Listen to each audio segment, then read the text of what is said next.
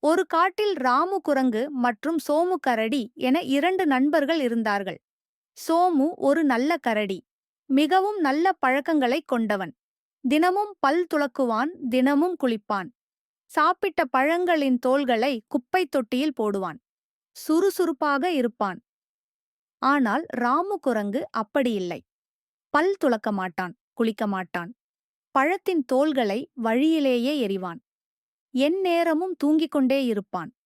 ஒரு நாள் ராமு குரங்கு கீழே போட்ட பழத்தோல் வழுக்கி ஒரு ஆடு கீழே விழுந்து அதன் கால் உடைந்தது. இதைக் கண்ட அனைத்து காட்டு விலங்குகளும் ராமுவின் மீது மிகவும் கோபமாக இருந்தன. உடனே சோமு கரடி ராமுவை அழைத்து அறிவுரை சொன்னது. ராமு, இப்படி நீ சுத்தமின்றி கவனமின்றி நடந்தால் உன்னை யாருக்கும் பிடிக்காது. நீ நல்ல பழக்கங்களை பழகினால் அனைவரும் உன்னை நேசிப்பார்கள். ராமு, நீ ஒழுக்கமாக இருக்க வேண்டும். நீ பொறுப்புடன் நடந்தால்தான் நீ என் நண்பனாக இருப்பாய் என்று கூறியது. அதைக் கேட்ட ராமு குரங்கு, இனிமேல் நான் ஒழுக்கமாக இருக்கிறேன் என்று கூறி அனைவரிடமும் மன்னிப்பு கேட்டது. ஒழுக்கத்துடன் வாழ்ந்தால், நல்ல பழக்கங்களை கடைப்பிடித்தால்தான் உன் வாழ்க்கை சிறப்பாகும்.